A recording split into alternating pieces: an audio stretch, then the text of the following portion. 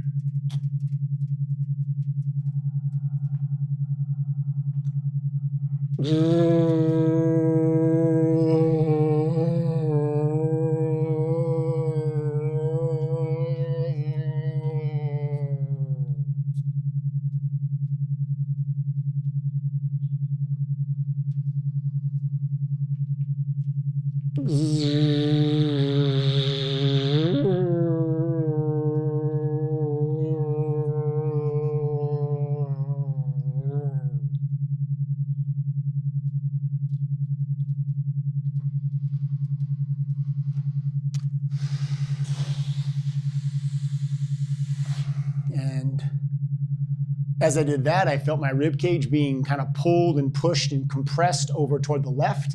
Not only my rib cage, but my spine itself and my sternum itself orienting and pulling and compressing over the left side, which again, if I'm able to release the right side, that results in a lengthening of the right side. And that cramp I was having underneath my shoulder blade on the right side is gone. And the kind of crampy things that were happening on my left leg were gone as well. And my explanation of that is as I got my other upper body muscles more involved in this activity, everybody was able to help get me over to the left side, which allowed the right side to release even more. So these muscles on the left side didn't have to overwork. So cramping and tickling is a lot of times a result of a muscle that's being used a lot and overused. And so if you're having ticklishness or cramping, a lot of times there's something you can tweak to help that be released. And again, if you have questions about that, just leave it in the comments and I'll get to you. And then I do a few of those, and now I'm gonna move on to the next stage, because I'm gonna do one more of those actually, and just make sure I have that how I want it. And then I'm gonna go into more leg movements that are consistent with what my goals are.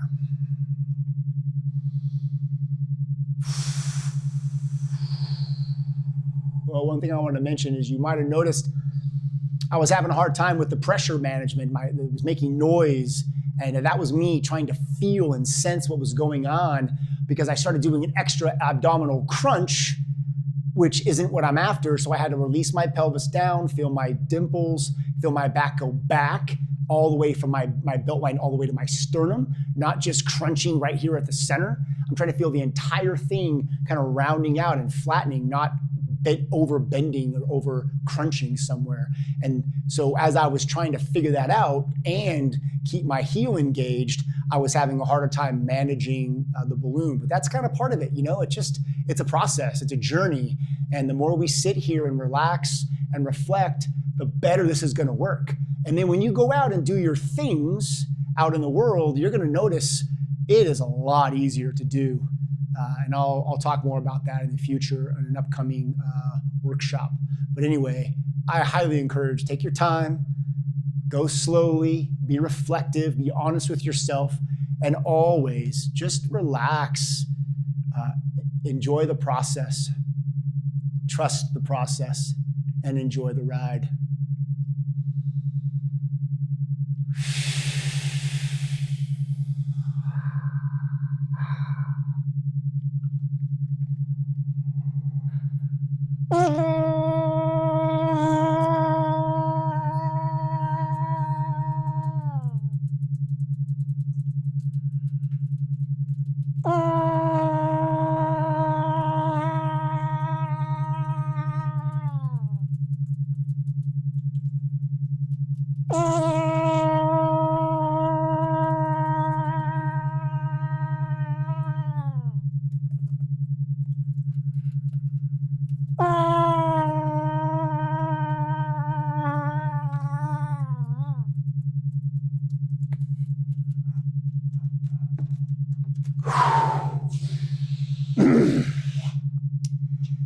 Yeah, last one I was guiding myself to make sure I felt the heart line to the belt line going backward. And when I did, it was a lot more effort to allow that to happen.